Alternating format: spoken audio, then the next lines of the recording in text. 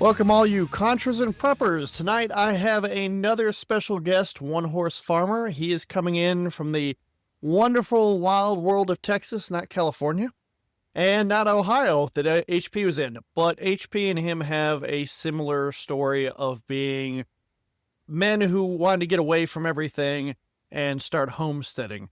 And I think it's going to end up being a series of stuff because both of them have too much to talk about and too much knowledge, and we never have enough time.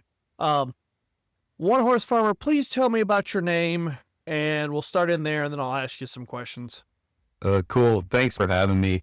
One horse farmer. It's a name that I use on X, which I just use X to follow news and market, but so it's kind of an allusion to the early farmers of the country. Most of the farmers at the time generally only had one horse. And so they used it for everything. They used it for plowing. They used it for, the day-to-day chores, pulling wagons, things of that nature. And, it's my belief that it was that type of farmer that built the foundation of this country. Yeah, it makes a lot of sense. I think I said this in the last podcast, but my father was a farmer himself in Iowa. And at a young age, he would go out and get really drunk. And they had a truck, but he'd get real drunk. But he'd take the carriage with the horse. I think they had a couple horses, but they had one horse. It was the carriage horse. And he'd get drunk and just jump back in the carriage, two-wheel carriage, and he'd ride home. And he'd start his day milking cattle and doing all the other stuff, all the chores he had to do. So that was his teenage years. Yeah, it was a different time, but, I tried to identify in my farming experience kind of what my one horse was. And, you just ride it as long as you can, kind of a deal. So I'm going to give you, the first question is, when did you kind of start this project, and what did you financially, did you start off with a lot of money, no money? What was kind of the balance and the precipitation of all this? What drove you to it too? So it was, probably like a lot of people that decide to do things differently than others. There's kind of an incubation period where you're discovering the world around you. You're tapping into things that maybe you didn't realize it's the way the world works. You start seeing all the problems, whether it's in your own country or the world. And you start asking yourself the question of, am I part of the problem? If I am, which I was, how do I become part of the solution? And that, that's kind of where it started, 2010, 11, laying the foundation of education and figuring out, okay, I'm understanding, I think, how the world around me possibly functions. What am I going to do? And so that kind of led down a path of 2013, 2014, diving into the homestead idea. Me and my wife didn't have much money, but we had some opportunity, and that's what I've taken. We had some family land that was available to me that was undeveloped, that wasn't great. It didn't bode well for homesteading. So, but it was kind of my one horse. It was kind of the opportunity that I had, and I just jumped in with both feet. And are you still on that property today? Yeah, we're still on the same property, same family property. That's cool. And it was former agriculture, something that had been put into CRP, which is a government program that took cultivated land out of cultivation and put it into grass, essentially. Of course, where we live, it doesn't stay grass. It gets overgrown with mesquite trees and juniper trees. So yeah, I know the area a little bit, not your local area, but the region in general. Sure. So. Yeah, it's rough. It's a challenge, but yeah, that's the opportunity I had. So I always encourage people, look at what opportunity you have in front of you. Is it your suburban lot? Is it, a piece of property a family member has? Is it, Is it a piece of property a city has? Opportunity, look for it. And, a lot of times we have more, even if we don't have great resources, we might have more opportunities than we know.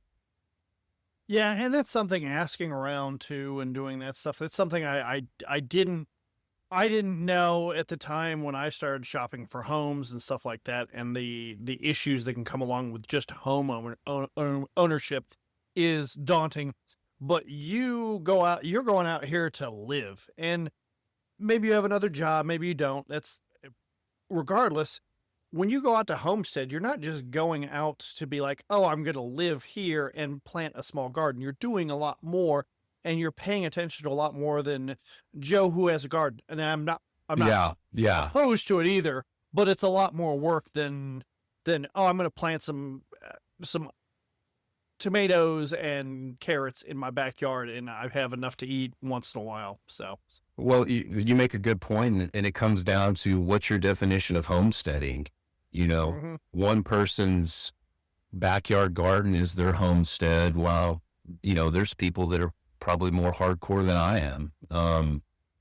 So what is your homestead? Because everybody, everyone has one. The Yeah. question is your homestead providing you the abundance, or, whatever you want to call it, is it providing you the resources to sustain yourself and your family? Yeah. Which that's subjective in and of itself, because to some extent, we're all tied still to the convenience of modernity. Yeah. So, You're not wrong on that at all. I'm gonna kind of go with what HP talked about, but if we want to go yeah. anywhere else, we're going to. So you already knew the property, you knew the community already, so you didn't really do any like areas. Say you weren't like, oh, is this a good area or bad area, or did you do a little before you're like, yeah, we're gonna go here. Well, like I said, it's older family property. So you just This, like, hey, this works and it's an opportunity for me, yeah, basically. like I said, this is my opportunity. Land is one of those things that they don't make anymore of. No, And, no, they don't. depending on a person's financial situation and the resources they have in that area, can really dictate on what is a good opportunity. For me, this was a great opportunity. And it was also a need, right? Yeah. Let's recall kind of that 2013-ish to 2015 history a little bit. There was a certain segment of the population that was a bit on edge about the direction of the country. And, Yep. just in general, a person may or may not have wanted to have some resource that they had control of, and Yeah. so in my area, there was no local growers of any size. Mhm. And kind of the goal was, if I can't grow food for myself, then I'm dependent on the grocery store. So that's kind of, some of the philosophy behind starting it, is feeding yourself. Yeah. HP talked about that. He specifically said he doesn't do potatoes and he doesn't do carrots because there's such a time sink for where he is. Yeah. And Yeah. he's totally against those. He's like, I'll just go to the grocery store. They're cheap. And if I need to grow them, I can, but it's not his thing. And this will come into one other thing I wanted to ask you about that I don't think he put on his list either. So I brought up heirloom seeds. I've got a fascination with them, but I also like he brought up he doesn't use a lot of heirloom seeds because the production value of the seeds versus the production versus other seed companies. He didn't see the value in the heirloom seeds. Do you do heirlooms or do you stick with like stuff that'll a little more Yes. I can't remember modified or whatever it is. Well, and that's a great subject matter, because seeds, anytime you read online, see an influencer, watch a YouTube video, and they're talking about gardening, everything starts with the seed relatively as far as the plant growing. So yeah, when I was market farming the most heavy, I was using mostly hybridized seed, That's which what he said. Hybridized seed. yeah, which is not genetically modified from Right. what we know as GMOs. It's just selective breeding. So, there could be various, whether it's squash or you name it, that plants that had showed traits of resisting this foliar disease or resisting this type of bug, or you name it, Yep. those were bred over time. And so the problem with that is because they're hybridized, it's similar to a mule. It's a Hmm. horse and a donkey. And what you get is a big, strong animal, but they can't reproduce. It's a Yep. hybrid. And so that's similar to the heirloom versus hybrid. So one of the areas that I'm getting closer to diving in and taking some baby steps, and it's a whole podcast in and of itself, is something called land racing. It's Oh where yeah. you're capturing your own seed, um, and you're basically doing your own selective breeding of heirloom seeds that you grow generation after generation in your environment, in your AO. Hmm. And there's allegedly um, a real genetic change that happens in these plants. It's like they build a genetic memory. And, like right now, I have some squash that's in its third generation, Hmm. and it's just up volunteer right now. And I've got squash bugs out there right now. I have cucumber beetles, which in the past have just wreaked havoc, and they're just not doing anything to them. I That's started, interesting. yeah, I started noticing it last year. There's a book, I think it's called Land Race. I'll have to look it up. A buddy of mine has it, but it's a book talking about capturing your own heirloom seeds, building your own seed store, Hmm. and what that is doing for you, and then the generations down the line.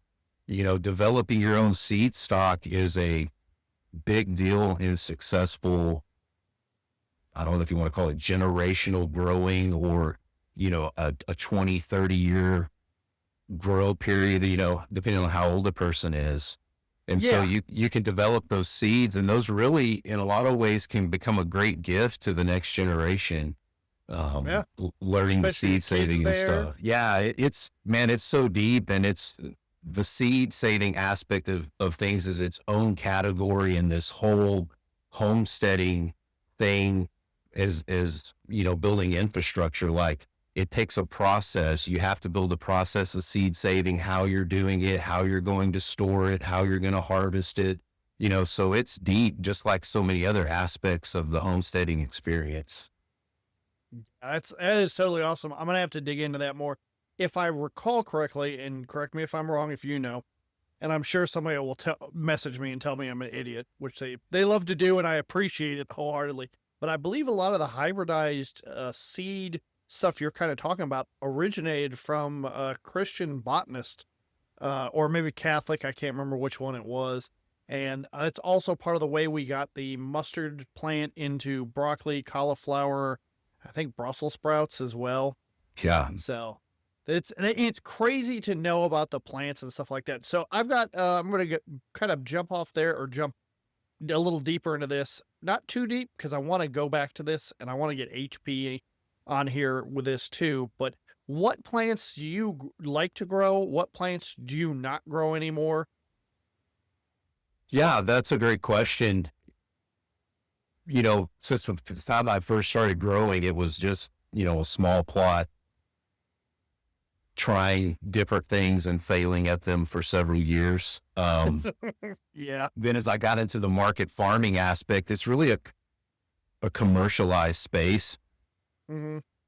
So you end up, well, you have to grow what you sell. You have to grow what the market wants. You're literally a market grower. So whatever your customer base you build, just what people like in general. And one of the hangups in this environment was a lot of those things weren't conducive for growing here. Hmm. Your lettuces, your brassicas, high quality, your chards and kales, the bundles of greens that, they're organic and they don't have holes and they look really pretty. It was a difficult environment to try to do that kind of thing. So now where I've swung into is what provides the most calories?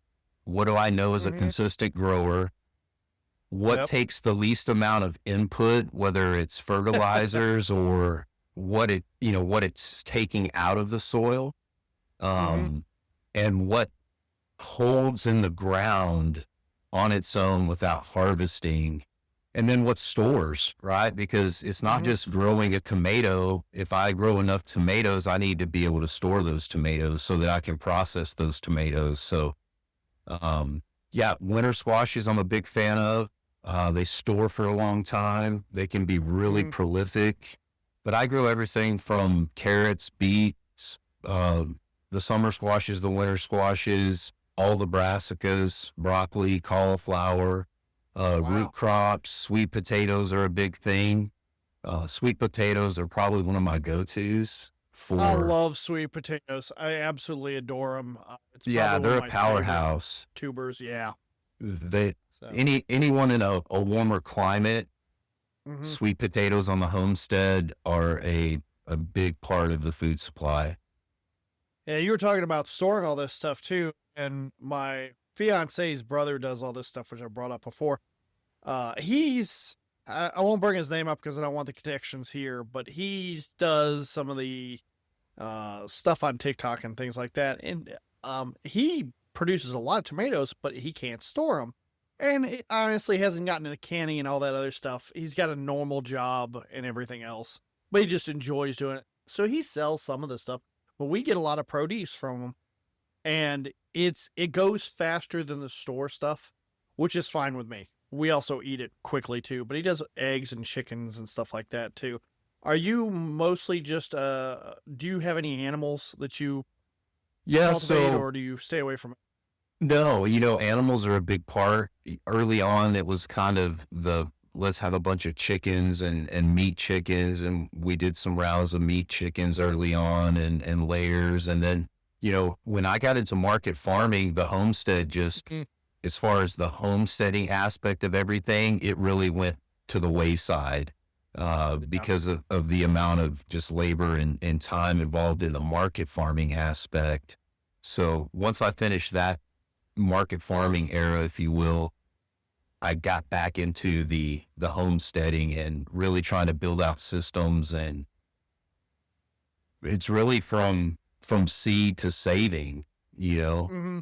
You have to have a system and a process for all of those. And they don't have to be perfect and they don't have to be super detailed, but you need a process and a system for every area. And the processing, if you will, of the produce and the storage of it is part of that. Yeah. I think I hear some chickens in the background. Either that or a cat. I can't tell, it's which it's, is prob- great. I it's love it. probably too many roosters. So HP was like he's kind of got the same issue with I do. I'm not a big fan of chickens in general. They're a dumb animal. I love Oh them for their man, food, the eggs, but they just drive me nuts. So join the club because I'm glad you said that. I built this really nice solar shed that has solar panels on top and put in some workbenches and pegboard. And I was doing some things I hadn't allowed myself to do in terms of luxuries on the homestead. And Mm. man, 2 or 3 weeks later, they just took it over and I've got to clean it all back up and it's a Do you nightmare. free But range your chickens, or do you keep yeah, them caged away? Or so I have a coop. I don't know, it's just a really simple shed style single slope coop that's built on 4x4 square tubing runners that I can drag around if I want. But yeah, I have it right outside my main fenced in area on the homestead and they run in the wheat fields. And okay. I have an automatic door and a couple of livestock guardian dogs and they go in the automatic door and it shuts and they come out and I've lost a few here and there from predators. Yeah. But yeah, they just free range and, you know, I'm not much HP on, was I'm not much on buying store-bought food for animals. So we can talk about feeding them as well, but that's something else he brought up too, and I will touch on that. HP was talking about trying to get a donkey, but his wife's like, I'm gonna deal with the donkey, so no. And I like that you have the dogs. I understand from what I've heard and some farming people and stuff like that. A lot of people like barn cats and then farm dogs.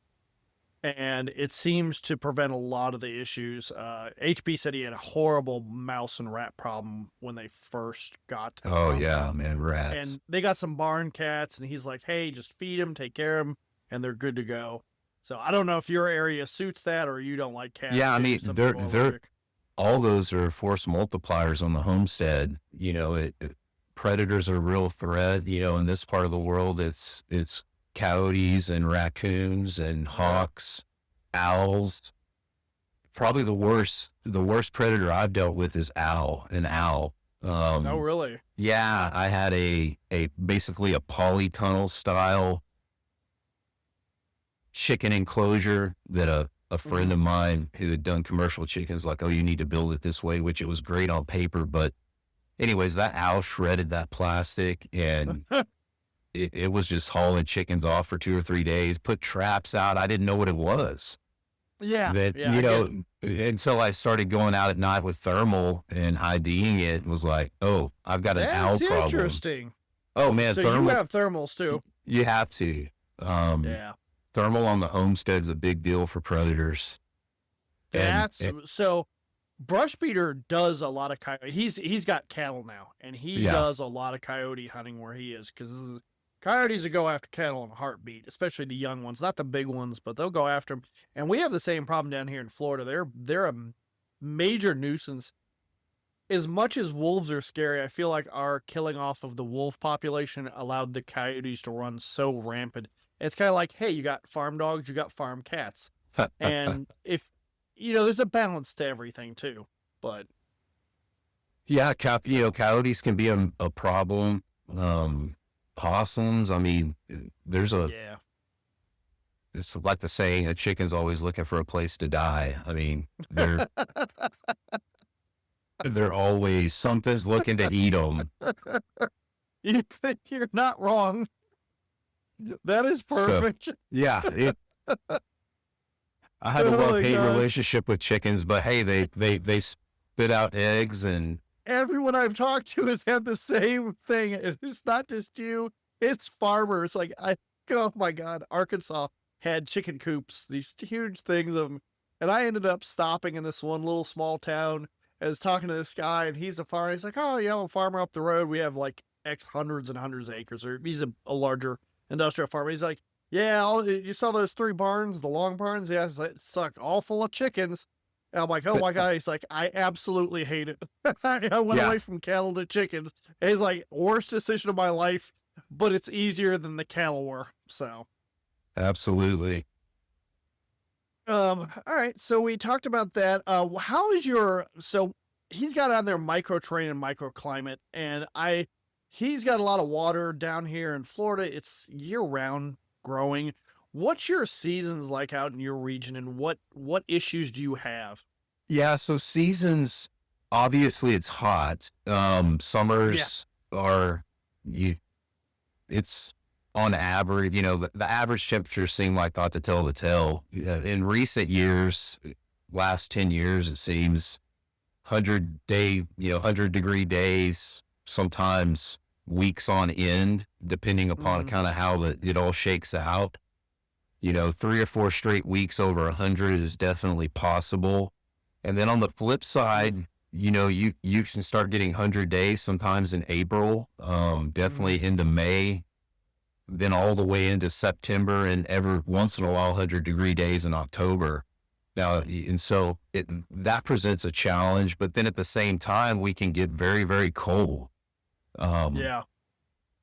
2021, it was like a week and a half straight, not above freezing, lows in the negative and teens, so we can have some really, really cold snaps, which that presents an entire different problem for the winter growing.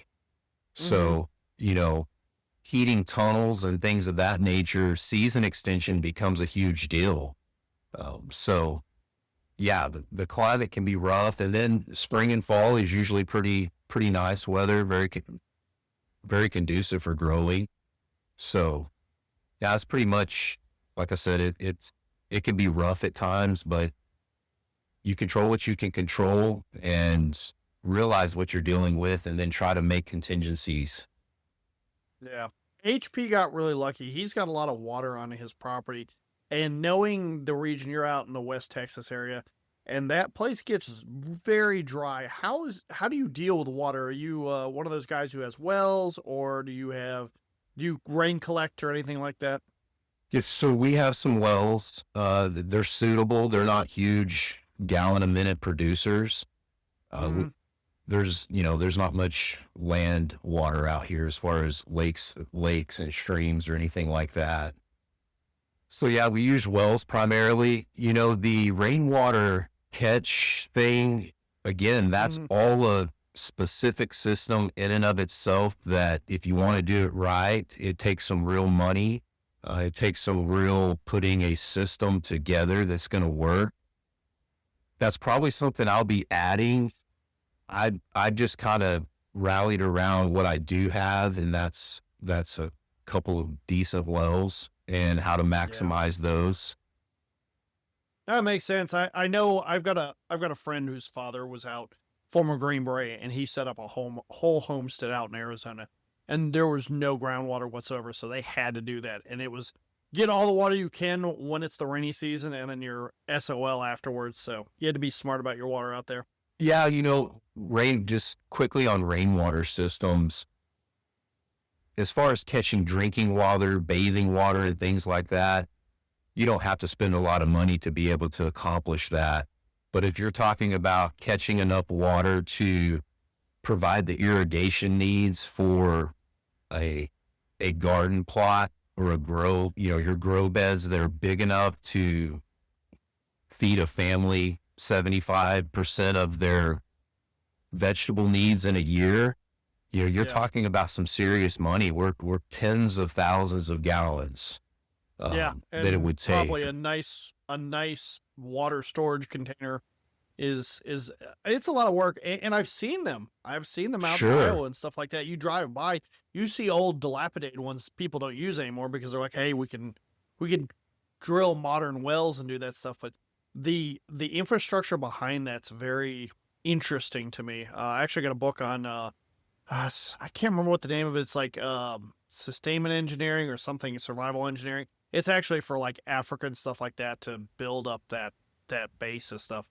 And the amount of work in a lot of these processes are the same as certain homesteaders around the United States have. And sure. it blows my mind the work into it. Well, but your water systems essentially is, I mean, I don't guess it's everything because soil matters and we talked about seed matter, but water matters maybe the most. And not every environment, not every property is going to yield the same resources. Some places are going to have underground water. Other places won't have underground water, but they have land that will hold water.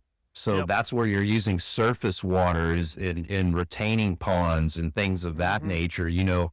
Uh, a day's rental, a weekend rental with a dozer, if your property is large enough to use it, and you can do enough pond work if your clay content in your soil is appropriate to build a holding pond that will hold tens of thousands, if not hundreds of thousands of gallons or more, right? So that's where a system like that becomes surface water irrigation. You're putting in a sub pump and you're using, even if you want to use a solar pump, you're pumping the water out of that pond and you're using Yep. it to irrigate with, right? And then there's other places that has great deep water. And then there's some places that the land doesn't hold water and it doesn't contain water in the form of well water. And so that's Hmm. where you see those massive 20,000 gallon tank rainwater catch systems where you're storing 100,000 gallons at a time. Oh man. So yeah, that is one of those areas that whether you're a urban homesteader or whether you're Hmm.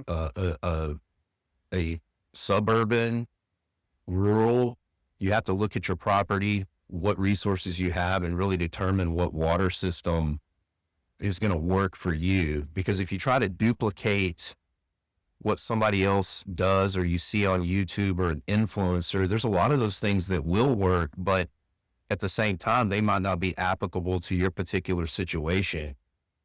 I have a sneaking suspicion a lot of the homesteaders online, and this is not the case for everybody. There's a couple. I know there's a farm up the road about middle Florida right now that does homesteading stuff, but I'd call them they farm to produce to sell their product, so they're a little bit bigger than a homestead, but they kind of make that niche feel. But I think a lot of them are fake, to be honest with you. And it's very concerning to me because this is something people want to get into. They want to get out of the cities. God knows I want to get out of the city. And I every one of my happy places has always been working in a small town or something like that. Not that the small town's always the best place, but it's just so much more peaceful and calming spiritually as well as just physically. Like you're out in the environment and not being beaten down by people. So I think that's why I want to talk to you, and I will try to get some, if I can find anyone who does the urban. I know X does some suburban homesteading, so I'm definitely going to have him, and I want to get all three of you to talk together because his is small. He's doing a small amount of crops. I think he has like an acre or something like that. So it's not subsistence farming. It's more of a supplemental farming Sure. stuff. But it sounds like you've done gangbusters compared to a lot of other people who homestead. It seems like you Well, really got this dialed in better. Well, it's like I said, it all depends on the opportunity you have and where you're at in life. It Yeah. might not be the best financial decision for a person that, a guy married with 2 kids and he works in the city and he has a decent sized lot. I'm not saying that you need to sell that and go find a place in the country and start homesteading out of the blue. Yeah. It's probably not a wise decision. It's one of those things that we have to look at the opportunity we have. And if you are wanting to do some style of homestead, you live in town, whatever opportunity you have, that's where you start. Yeah. If you're in an I mean, apartment, yeah, there was victory gardens in World War II. And there you go. I think that's missed on a lot of people, not only on that side of it, but it's also on the side of like, hey, I think a lot of places have prevented that now. It's almost illegal in some of the cities. They don't want gardens in the yards, which I think is ridiculous. But Yeah, that presents a whole another hurdle to have to jump over in terms of all of this, is different city ordinances and HOAs and things of that nature. So again, a person just has to look at what their situation is. And, because here's the thing, there's a lot of guys out there, I need to grow my own food or for health benefit, for security, you name it. And if I had a homestead, I would. If I had a piece of property, I would. Well, what about the one that you're at? it's a good Right. point. And It- I it- love that. Yeah. if you can't make some stuff happen with some raised beds in the backyard or something like that, you're never going to do it with even a larger workload or more pressure or whatever it may be,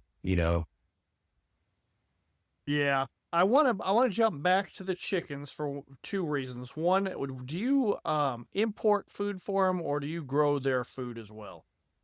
So for the longest time, so again, when I started the homesteading deal, we dove into the chicken and the chickens, and that's, I'm going to build chicken tractors and I'm going to run them out here in this configuration in this fenced in Yeah. area. And at that time we didn't live out here. We were having to commute a little bit. Mhm. And they did okay. And we harvested a bunch of eggs, harvested a bunch of broilers, and it was all good. Then when I went more into the market farming side of things, obviously that was some stuff that kind of went to the side. Mhm. And then when I kind of kicked it back off, I was buying some, store-bought feed. But here's the thing, when you have animals on the homestead, buying store-bought feed is a great way to go broke.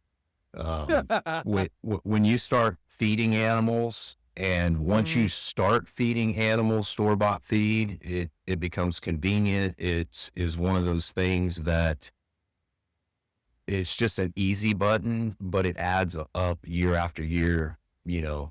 decade after decade, if that's the direction you're going. So for me, they free range. I always plant some wheat in the fall. here of late. I have a local farmer buddy that I'm able to go pick up quite a bit of wheat from, that, Hmm. actual uh, wheat in totes. And so that's Yeah. kind of what I use for their baseline feed. But Hmm. they have a pretty large area just to free range and roam. Yeah. Now I will supplement them here and there with a few things, but I just kind of keep an eye on the way they're looking and what their egg production is. And that's a whole nother thing. If we think about the early homesteads of this country, they weren't following commercial guidelines for poultry growing. No. So much of what, oh, you have to buy on this feed with this and this and this, and it has to be this real complex thing. The early pioneers, the early homesteaders, they were feeding their chickens chicken scraps and grain that they might grow, and they were free ranging.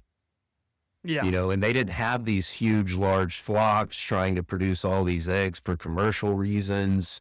And that's kind of what I try to do. I try not to Yeah. pick up some local grain from local farmer, Hmm. grow some other wheat and other stuff, always recycle things back to them. And they're fairly consistent. I don't know if this is I know this is a true representation because Chris Weatherman, he goes by A American. He writes apocalypse books. Good friend of mine, good friend of Scouts. That man has had chickens. I think he has the same feeling as everybody else does. He's got enough property. He's got a gun range in the back, but he's dealt with chickens. They've got free range chickens running around. But he was talking about in his books putting the guts of dead animals and stuff like that in buckets and hang them over so all the flies away from all your stuff, obviously, and Sure. all the bugs would drop it, drilling holes and dropping the bugs out. And I was like, wow, that's a lot of icky nastiness to do it. I like your wheat concept better, but to be fair, down in southern Florida, you want to get a lot of protein. That's probably the best way to go for chickens. Not Well, the cleanest.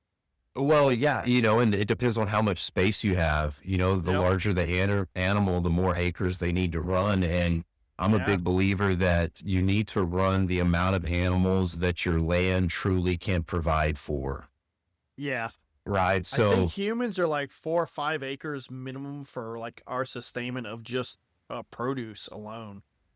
you're probably right, unless it's some form of high intensity, growing methods, which, like what I was doing, a smaller space that you're flipping those beds and Yeah. getting 4 crops a year kind of a thing off of them. Yeah, it has to be a lot more land than a person would think just to provide for themselves. Same thing with animals, and it varies on where it's at. In Hmm. far west Texas, it's like 1 cow per 50 acres, whereas Yeah. somewhere like Florida that's really rich and it's always wet, that might be able to do similar to running cattle on wheat, where you're getting a cow to every couple of 2 or 3 acres. There is So, so much cattle here, and nobody knows that. Chris actually wrote about it in his book, but it is a huge. We got limousine cattle all over the place down here, and that's a big market down here. That everybody thinks oranges and stuff like that, but we've got a lot well, of cattle. and my guess would be I don't know much about the Florida cattle operations, and I'm not really a cattleman per se. Yeah. I do have a few cows, but Oh wow. their grazing is far. While maybe there's not as many acres, they don't need as many acres because their grazing is so dense. Yeah. Yep. That's about it. I do know from my experiences with people who had it, uh, cattle seem to be fickle and like to move around quite a bit more than some of the other animals too. So Well, in I asked cattle, HP if he had. Go ahead. cattle, goats, any meat animal, again, that's all a system in and of itself. And there's so many different directions you can go and how you want to set that up. You Yep. have the Joel Salatins of the world who have pretty much mastered your chicken tractor, pasture, uh, growing of broilers and layers, and then there's several different techniques. And again, it's about kind of learning all the different options you have, looking at your situation and the opportunity you have, and based on a number of parameters, what really is the best way to go for your situation. Yeah. So part of the reason I brought the chickens up is your pest control. What do you do about pests? Well, I guess predators are kind of a pest. We kind of covered that. Rodents are pests, cats, traps, uh, rodents, depending on, again, what kind of environment you're in, and not only what environment you're in, but been going on the last 3 or 4 months. Was it really wet and then it turned out dry, and it's dry for a couple of months? That's where you can start having serious rat problems. Really? Oh, eating up vehicle wiring. I mean, anything that they can chew through. Yeah. It can become a nightmare and very, very Squirrels expensive. eat everything. Right. Squirrels will eat aluminum for whatever reason. Yeah, some people So, are overrun with squirrels or yeah. voles or, groundhogs. So I can only speak to the ones that I deal with. Depending upon the time of year, the bug pressure can be pretty hardcore Hmm. on the crops. So as far as pest in the garden specifically, I'm a big fan of mechanical pest control, in Okay. particular insect netting. Okay. It's part of a system. The insect netting provides a number of things over the crops. It obviously insect protection, in which Yeah. that kind of comes with an asterisk, because, there's Not everything, everything. Yeah. everything has an asterisk and potential failure point. So, Yeah. but general purpose, the insect netting provides insect protection, but it also doubles for, in this part of the world, hail protection. And Oh. it gives you some thermal protection in terms of a slight shade. So you're not Okay. getting full on, full sun. It's probably Just only abusive sun. Yeah. it's probably only a 2 or 3 or 4% shade, but it, Yeah. it does help. So I'm a big fan of the mechanical, um, mechanical pest control with the insect netting. And Hmm. then as far as pesticides are concerned, I don't use pesticides. Okay. I don't use any kind of herbicides. So it's in the pesticide realm. One of the things I've really got turned on the last 2 or 3 years is what's called the Jadam method. It's basically it's the son of the guy who pretty much invented the Korean natural farming. And so the Jadam Okay. method is taking many of the Korean aspects of farming and modernized it, put it into a little more put together, commercialized version of it. And they have various pest control means, like via foliar spray, where you're Okay. spraying a I heard about solution. that. Yeah. So whether it's Yep. something like an herbal solution that's using Jerusalem artichokes, or a tobacco solution that's more of a knockdown type pesticide for certain type Hmm. of bugs. I've dabbled in that a little bit. Hmm. Um, and I've mixed some of it up. I've done some tests, but at the end of the day, I'm looking for plants and a system that the plants are resilient enough that bugs become less of an issue. Kind of back to that land race idea on the seeds. Hey, can I get multiple generations of this crop from seed that was born here? I've harvested their seeds. The next generation goes on, and they build, I don't know if you want to call it an immune system to the environment, but it's like A little somebody, more hostile to the things that are trying to eat them. right. And so as far as food growing goes, the pest control begins with the soil, and it begins with the health of the plant. Yeah. And I was told early on from a guy who was just, he had been in organic growing for years, that I connected through, never met him, but connected with him on the phone. And we spent hours talking, and he was teaching me various aspects of soil science and things of that nature. And he kept telling me, if you have a healthy plant, you won't have a bug problem. And I'm like, these plants really look healthy. but I'm having some Why do I serious have a bug bug problem? problems. Yeah. And so that's where the health of the plant is such a big deal, and that starts with the soil, and that's a whole nother segment of all of this that we're dealing with is the soil health and the soil in and of itself and everything it contains and what it provides and the symbiotic relationship between the plant and the soil. And yeah, so quality plants and quality soil will go a long ways with helping with the serious bug problems. Now, does that help the guy right now who has squash that's getting eaten up by squash bugs, or, you name it? I mean, heck, last year I had a whole row of Jerusalem artichokes that were awesome, and in 2 weeks they were gone because of a grasshopper infestation, right? Oh, yeah. So, and Grasshoppers are mesmerizing. As god awful as they are, and as much as some political entities probably want us to eat the bugs, the concept of them going from a grasshopper to a locust blows my mind. well, I haven't gone down that. I haven't gone down that rabbit hole. Maybe they were locusts, maybe they were grasshoppers, but whatever they were, there were thousands of them.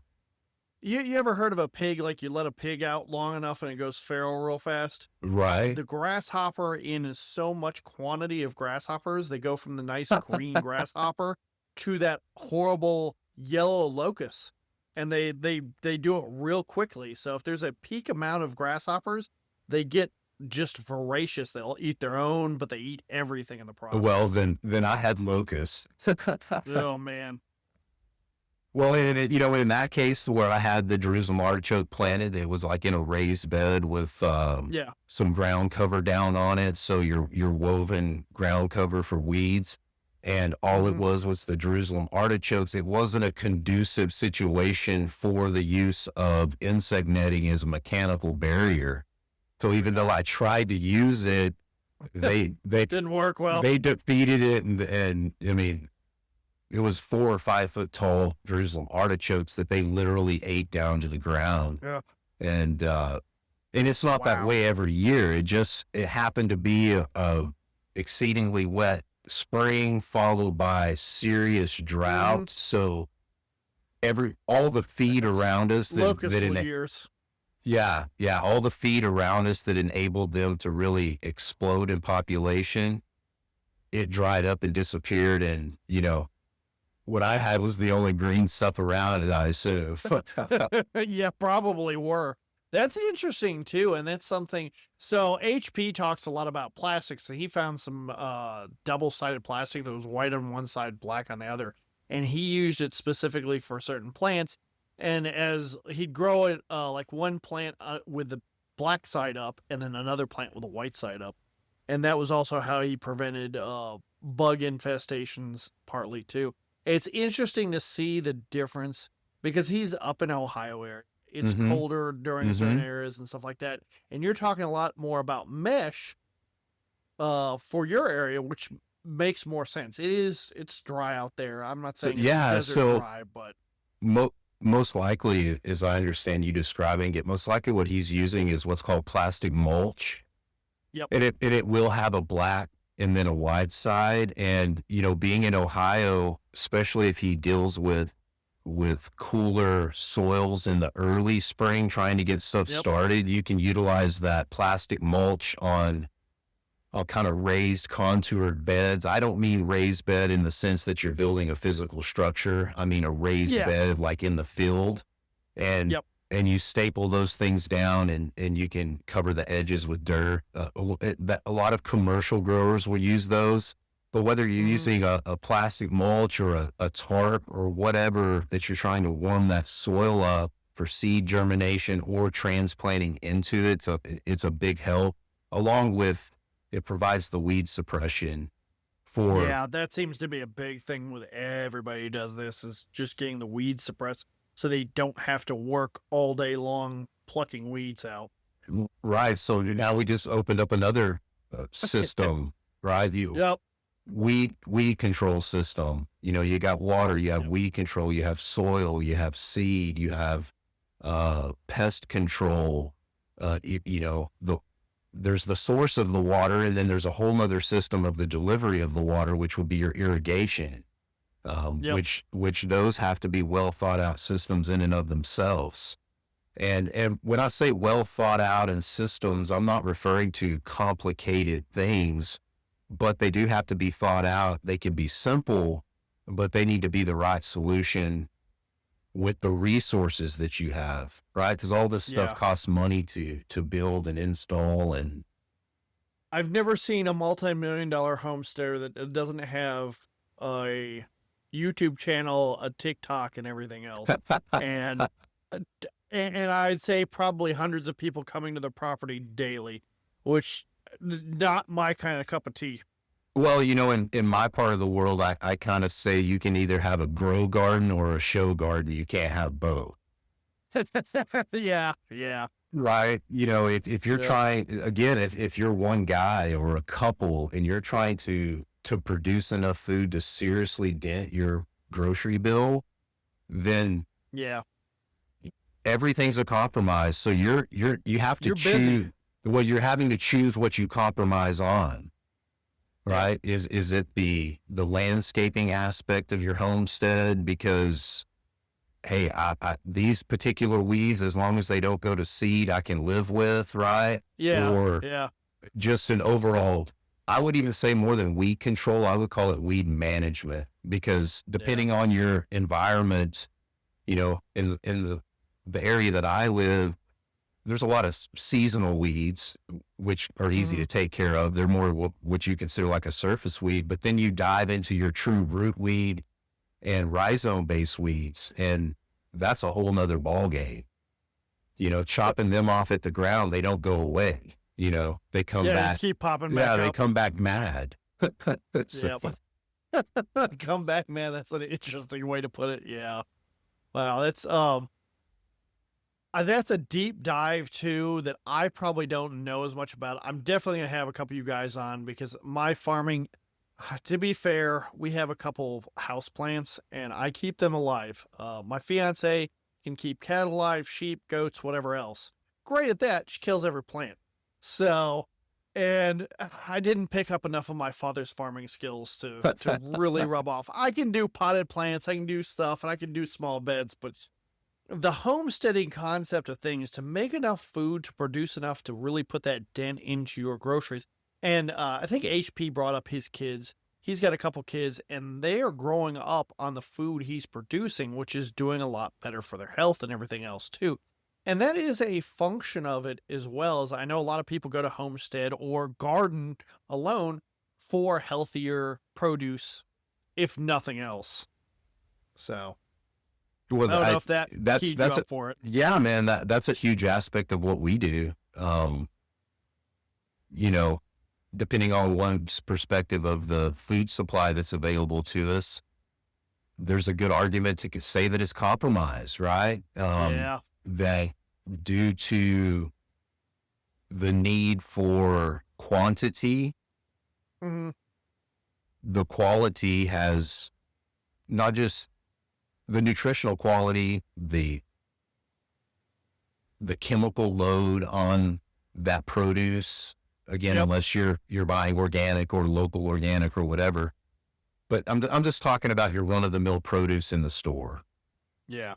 You know, it's been compromised. It's just like on the farm, everything's a compromise. I have to choose what I'm willing to let slide and what I'm not, right? So that's the reason I'm going to use a pesticide. I'm going to spray poison on my food. Why? Because it quickly takes care of the bug problem. Well, that's Yep. a compromise, right? Because now I'm spraying chemicals on my food. That I have So to eat that I have if to I'm going to eat, do it. right?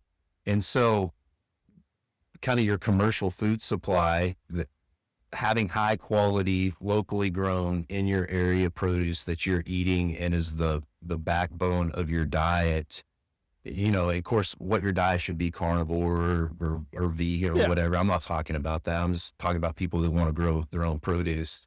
Yeah, it's Yeah. a big deal and it's a big part of it. And you have to have a certain level of conviction in what you're doing to push through the hard times and the difficult times to become successful at it. So, that would be an area of conviction for me is growing that quality of food. Yeah, and I think that's an important thing too. I'm gonna jump back to the chickens as much as I hate them. So the chickens from my fiance's brother, they're smaller than normal chicken eggs, and it's also something I've seen in. So I pick up old cookbooks. I also pick up old books where I can. I've got a farmer's guide to a septic system from like the 1800s up on Oh, the shelf here. nice.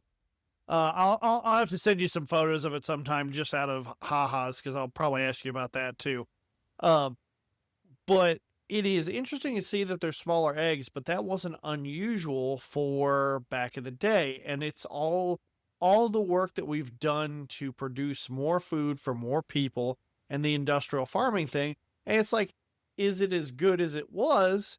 And then, like, you're making, say, just a cake recipe from the 1800s is substantially different than what modern people would actually see, because the eggs were just a different size. So Well, you got to use right. less eggs now.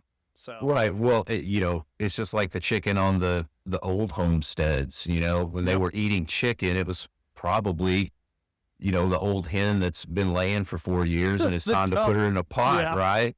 Yeah. Whereas what people are the norm for people when we eat a chicken breast, it's a Cornish cross. It's literally a chicken that has been bred to get as fat as possible, as fast as possible, right? Yep. So it, Yep. it can't even survive on its own, in a lot of ways you could say it's a completely different species than something like the original chickens that people even 50 or 60 years ago had on their homestead, or your bantams, some of the smaller chickens that are maybe closer to what feral chickens possibly used to would have been.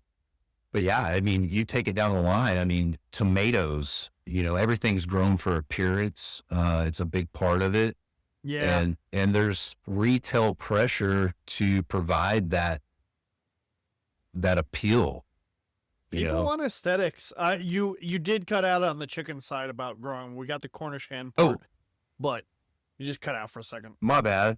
No, it's not your fault. It's the internet. Welcome to the world of technology. I wouldn't be able to talk to you. The fair thing, I will take you on a homestead with bad internet any day of the week, because I get to talk to you. There you go. And it blows my mind the amount of knowledge some tech geek nerd, I can't remember, it was Pirate Studios or something like that. He makes video games, and he's always like, you can learn anything online if you do the right search.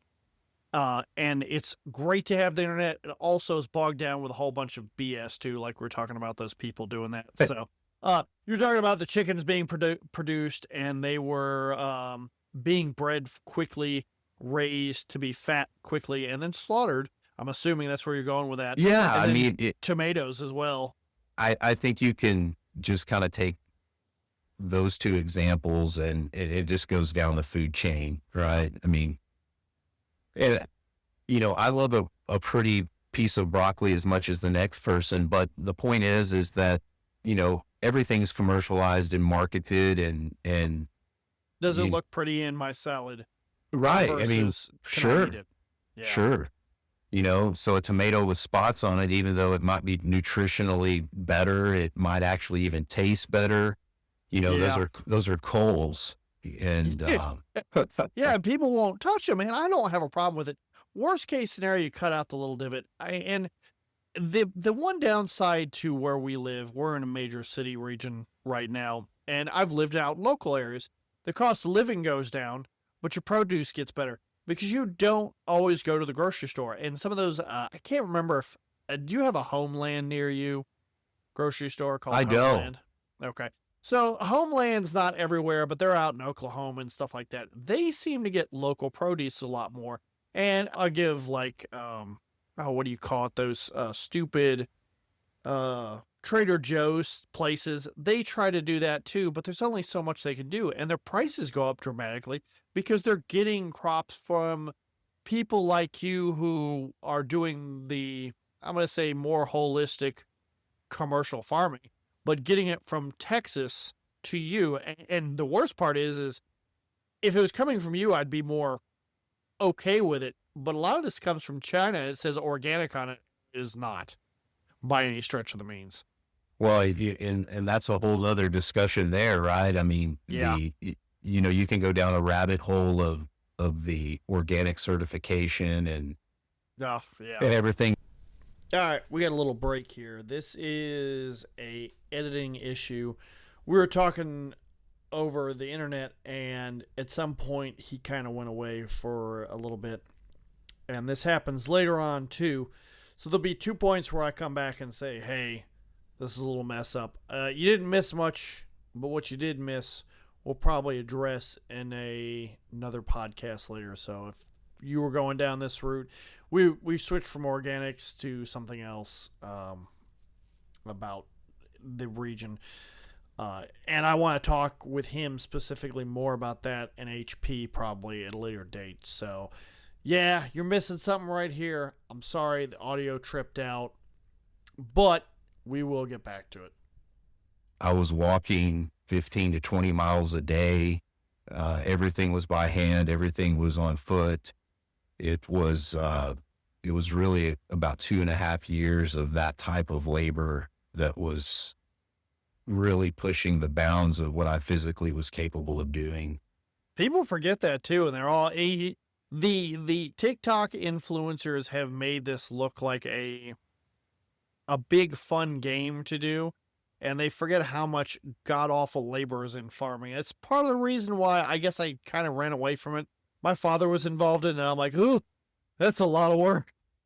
Yeah, and it all depends on where you're at. So, Yeah. Both coasts, places like California and, East Coast down into Florida, there's far more of a culture of the smaller grower and farmers markets, right? Like Yeah. you go to New England, like lots of people are eating local produce. Yeah. But kind of your flyover country where there's a reason why on the coast you find more of that culture than a lot of the flyover country in the middle of the country, because it's much rougher country. Mm-hmm. It's not as conducive to growing, because there's a handful of aspects of growing that, weather, your soil, your water, your rain, and what would the next one be? I don't know. I can't remember. Part of it's sun. But North Dakota's got a whole different yeah, growing pattern than Iowa. sure. So, kind of down the center of the country in terms of growing your produces, there's just, especially mixed produce, where you're wanting to grow brassicas with squashes and sweet potatoes and, all this stuff. You really get into a situation where you have to look at the areas that you absolutely can't control. Like I can't control the weather, right? Yeah. I know what kind of weather that's possible. So I have to should have. Yeah. I have to make contingencies for that, and how I can't control the weather, but I can control some of the effects of the weather and what it does to my farm, in particular, my plants, right? With infrastructure, whether it be the tunnels or the insect netting, the low tunnels, things of that nature, that you can not really cheat the system, but you can take into account some of the extreme things and make contingencies for them. I do want to step back on one thing. I want to talk about the thermals a little bit more. Yeah. So I'm late to the thermal game. I was early to the night vision, late to the thermal game. And it's interesting to see you're like, hey, I really like thermals. And to be fair, like HP's got thermals and stuff like that too. And you've got critters, you've got those animals out there. And I'm assuming you're not like in a city doing this, like you kind of express that. But like, are you ever concerned about like the wildlife so much that you check it routinely with thermals, or is it just like, I have a problem, now I'm going to pull out the thermals? Yeah. The thermals primarily are for feral hogs. Oh yeah. Yeah. We're talking 200 to 300 pound feral hogs that can be less than 50 yards from my front door. Well, what's your go-to to shoot those things? Well, I mean, depending on how often you go out to kill them, you just want Yeah. to sling the cheapest thing you can at them and just make Get some rid of 'em. hits. But yeah, Yeah. they're definitely a problem. They seem at this point to kind of be seasonal. I've got Okay. a little small patch of wheat, depending on how much feeds around us and what's available to them. Sometimes there'll be a 3 or 4 night run where you have to go out for just a little bit, catch them out there. So it's kind of one of those things like, well, I'm going to go see if there's anything out there. No, Okay. there wasn't anything out there. Well, the dogs are barking. Let me go see if there's Let some me get hogs. the thermals. Yeah. Yeah, Gotcha. so half the time it's going out in your underwear, shooting a couple of hogs and going back to sleep. So So this is definitely a full-time job for you for the most part is what I'm taking. yeah, I from mean, this. that's pretty much it. Okay. you know. HP has his own job. His wife and community there, like he does go on vacation from time to time with his family, but his community knows how to do the farming stuff. And he's like, yeah, when I go out of town, I'm like, can you watch the farm, just feed the animals and pick whatever you want? That's kind of his way to get people over to deal with that. But he's also got his own business on the side. Sure. So he's commuting in and out. And you sound like you're out there working hard, especially with the previous experience with your I'm not industrial farming, but your Your market farming, Yeah, and there's tons of examples of market farming on YouTube and X, and there's been a handful of those guys over the years that have been very helpful with me, whether reading their book or whatever. Yeah, Do that's you have pretty. any books on for homesteading that on the top of your head? And if Yeah. not, I'll post them on X. If you don't have them or you can't think of them, I'll post them on X later. But- So here's the weird thing about, I don't know, about myself, I guess, is Mhm. through this whole experience, I've read very few books on homesteading. Yeah. I've read 3 books on farming in the last 10 years. Yeah. I guess I'm just dumb enough to decide I'm going to hit my head on this wall until I break through it. Well, and to be Instead of- fair, where are the books on the subject? The reality is you don't see the books, and the books are regional. Well, a lot and of this stuff is not conducive to every area. well, you make a really good point. One of my friends that I was in some of this with, he basically said there's no textbook for this. Yeah. Yeah, there's farming textbooks. There's great books written on market farming. There's people that have great success, but they're in areas that I'm not in. And their solutions to problems a lot of times weren't even my problems. Yeah. Or there's a similar problem, but I didn't have the funds or the time or the manpower to provide that solution. So you have to come up with your own. And so it's many of the techniques I use aren't good for an urban plot. They're not good for the backyard. That's a whole different set of tools to use to accomplish that goal of food growing in a small space versus having more land or, having equipment or whatever it may be. Yeah. And I could probably go on with you forever on this subject. I am going to cut it short to about an hour and so minutes. And I hate to do that because conversation's going super well. I'm going to kind of close this out. Is there anything that you'd say you'd be like, hey, if you're thinking about this, this is something that I would hold back on, or you'd tell somebody to hold back on, or yeah, this is definitely for you? Wow. I know it's a loaded question, so a difficult one. There's a lot there. Yeah. I would say if a person's wanting to, Have you ever shied a friend away? You're like, this may not be for you, or you've been like, yeah, you need to try this out. if a person's thinking about doing homesteading or food growing, well, number one, it needs to start with food growing where you're at. You got to start building that skill set now. And in a lot of ways, it's great to do it where you're at in a smaller setting Mm-hmm. and kind of prove to yourself, Did you want to do it? here's the deal. If there's somebody that said, hey, I 100% know I want to homestead, the reasons why, here's my conviction behind it. If they're just an average Joe with average resources, my deal would be start exactly where you're at, wherever it is, start growing food, start building that skill set.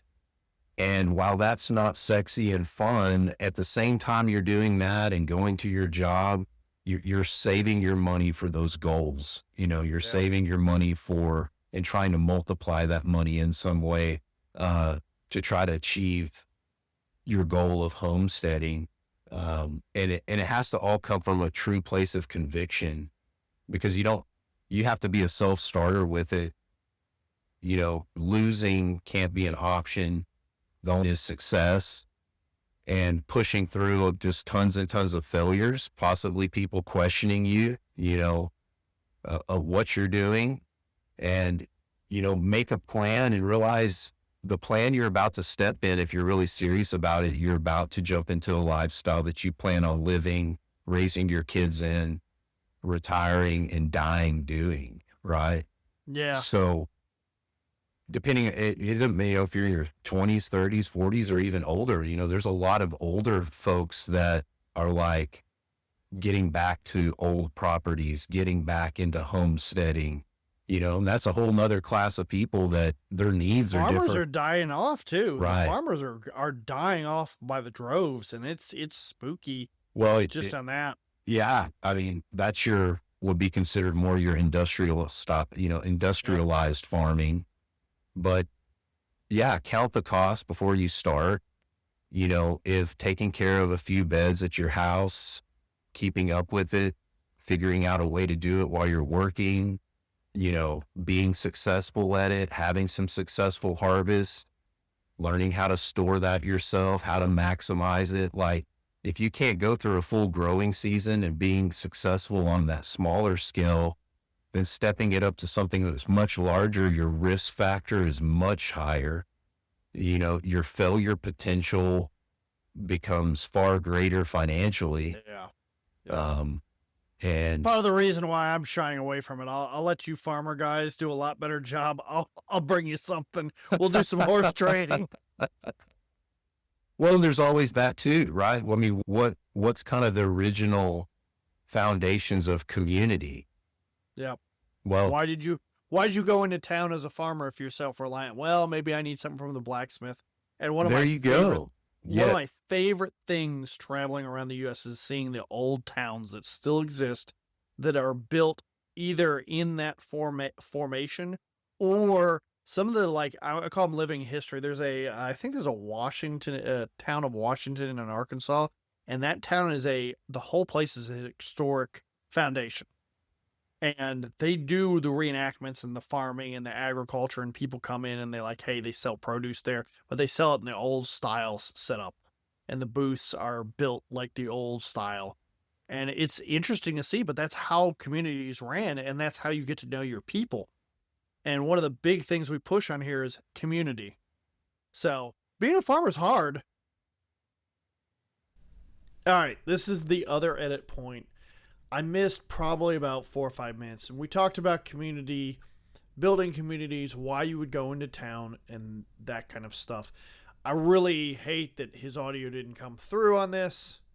I don't go straight to Podbean because I don't like both the people coming on and myself not being able to fix some of the stupid errors, and part of it's privacy concerns sometimes too. So it allows me to edit and make sure people who are being honest and genuine with us have a little anonymity here too. And that's not where this came in, but that's why we do it on this. And sometimes the audio doesn't come through well.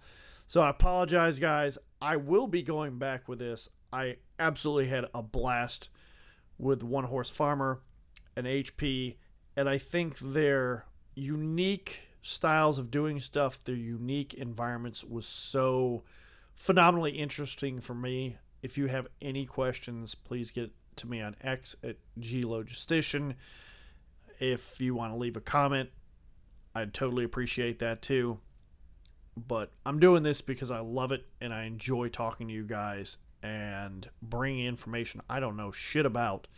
And he really, I got that vibe, and it's something I don't know if the audio picked up, that vibe of being out in Texas and it's a cool evening, which it probably wasn't at the time, but I was dreaming of it because we were having AC and issues, and the wind in the background, and a house out in the middle of nowhere with scrubs, but there's some farmland, and that windmill in the background, which he probably doesn't have. I didn't ask him about it, and I wanted to, because you see them, but they're never connected. But it was a great time, and I wanted to just show my appreciation for that because we did lose some small sections, and I wanted you guys to know why that happened as well. Well, I will let my old self close out.